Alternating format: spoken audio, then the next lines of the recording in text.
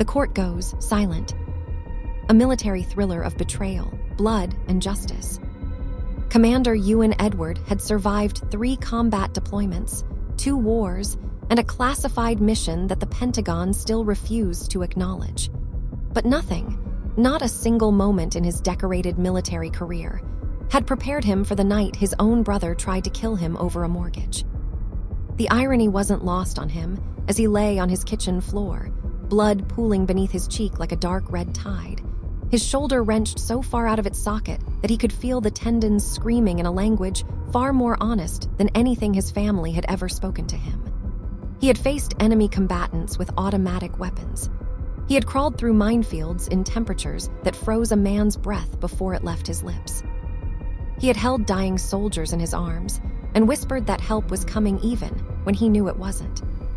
He had never once collapsed. Until now. Until Marcus. His own brother's fist had done what war could not. The morning had started like every other morning since Ewan had returned stateside. He rose at 500, ran 6 miles in the dark, brewed black coffee, and sat at his kitchen table reading through the stack of documents his financial advisor had sent over. Ewan's 22 years of military service had given him 2 things worth keeping: an iron discipline and a modest but carefully managed investment portfolio. He owned his home outright. He carried no debt. He had built a life of deliberate, quiet order, the kind of order that only a man who had witnessed pure chaos could truly appreciate. So when his brother Marcus had called 3 weeks ago asking Ewan to co-sign a mortgage on a property worth $1.4 million, Ewan had reviewed the documents with the same precision he applied to mission briefings. And what he found in those documents had made his blood run cold. Marcus wasn't buying a family home. He was buying a property already tangled in 3 civil liens, flagged by 2 separate creditors, and being sold by a shell company that existed on paper for exactly 11 months. The deal smelled like a money laundering operation, or, at best, a catastrophic financial disaster waiting to collapse on whoever was stupid enough to attach their name to it. Ewan had declined, politely, firmly, as was his nature. Marcus had not taken it politely. The calls started first daily, then twice daily, then at midnight and again at 3 a.m. Then came their mother, her voice dripping with that particular brand of guilt she had perfected over 40 years. "You've always been selfish, Ewan. You've always thought you were better than us. Your brother needs you. Families help each other." Then their father, quieter but more pointed. "Marcus has a family to think about. You have nothing to lose. Why are you being so difficult?" Ewan had held his ground. He had been trained to hold ground. But no training in the world had prepared him for the knock on his door at 9 p.m. on a Tuesday.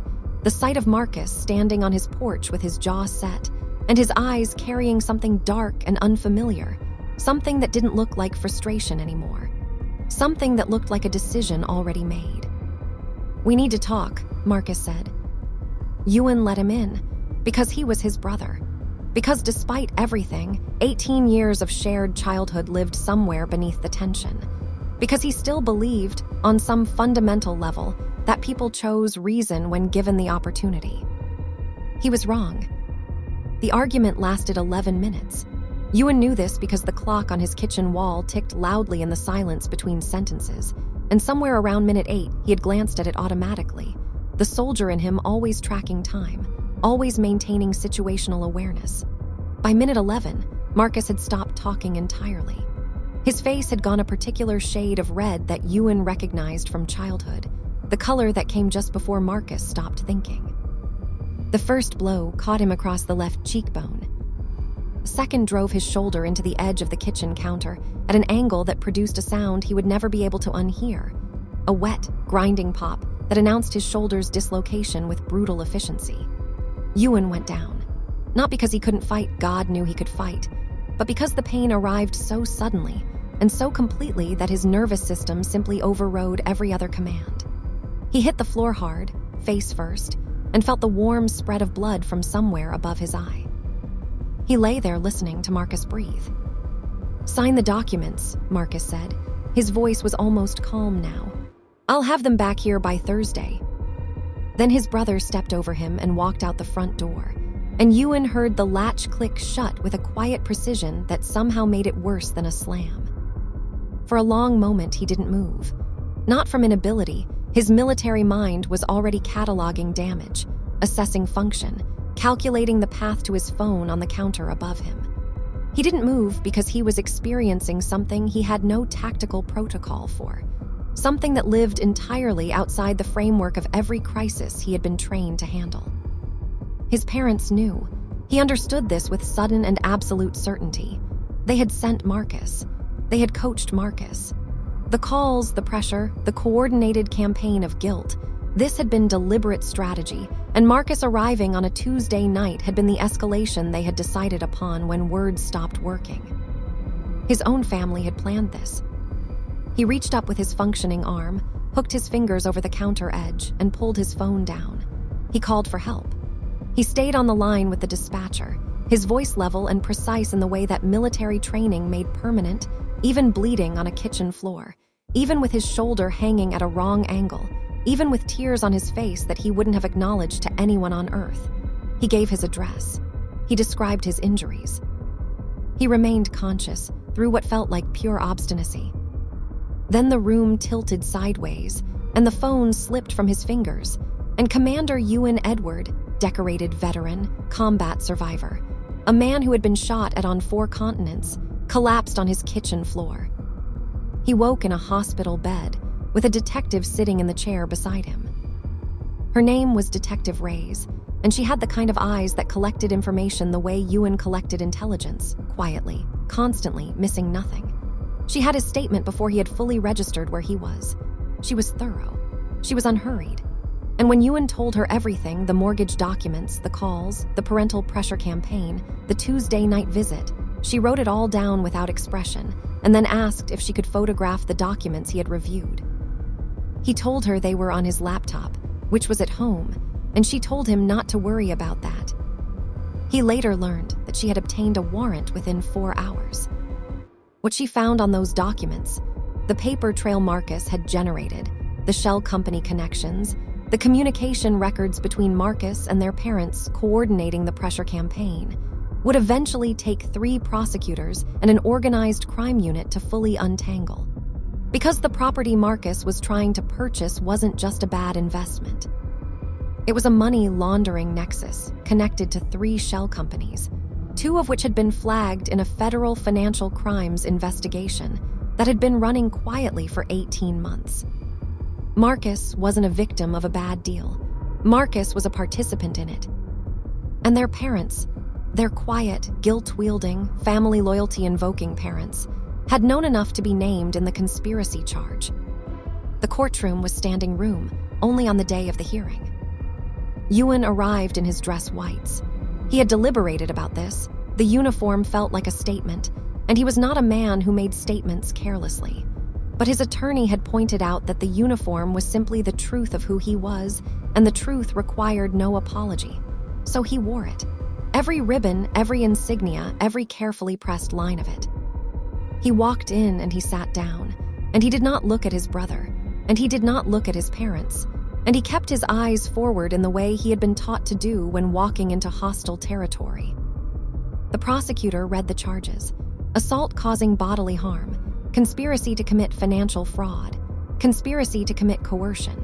The judge, a woman in her 60s with reading glasses and an expression that suggested she had heard everything twice, listened without visible reaction until the medical evidence was presented.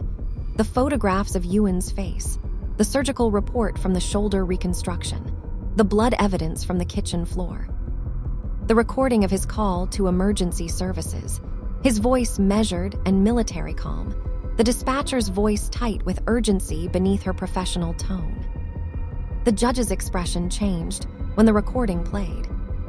The courtroom changed when the recording played.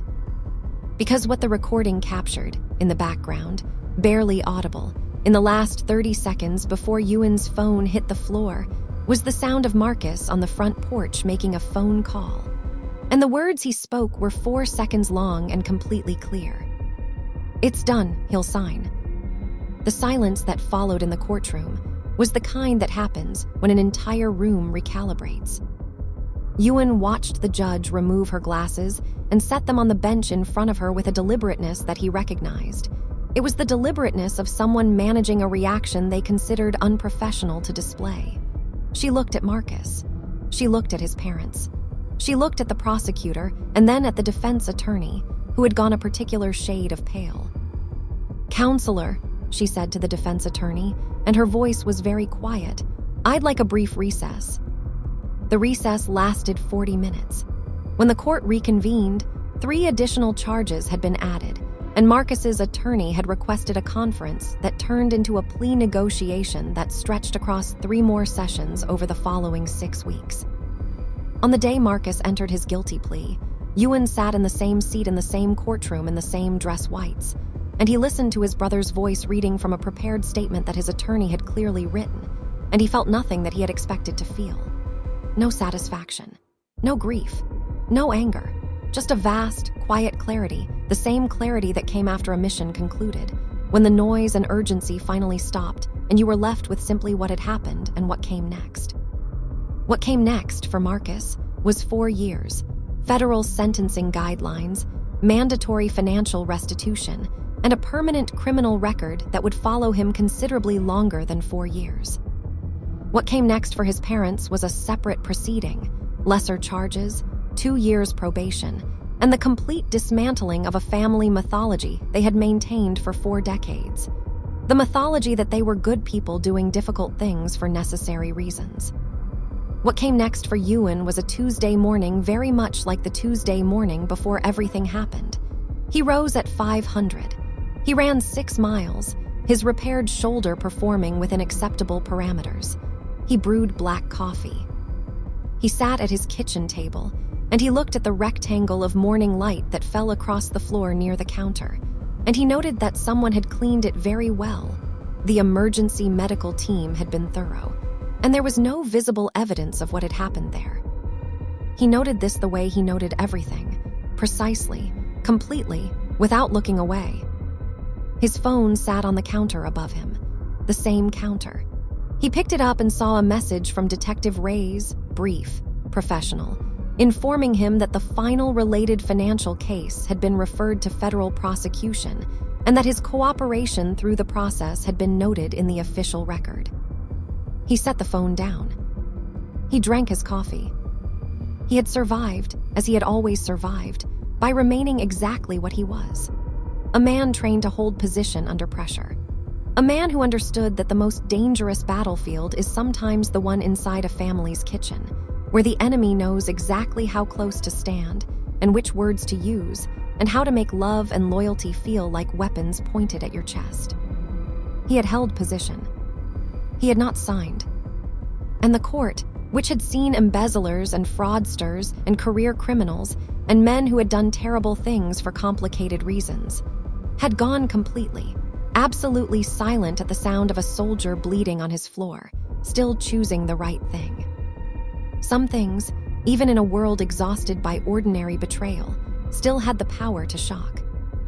Ewan Edward finished his coffee, rinsed his cup, and reported for duty. As he always had. As he always would. And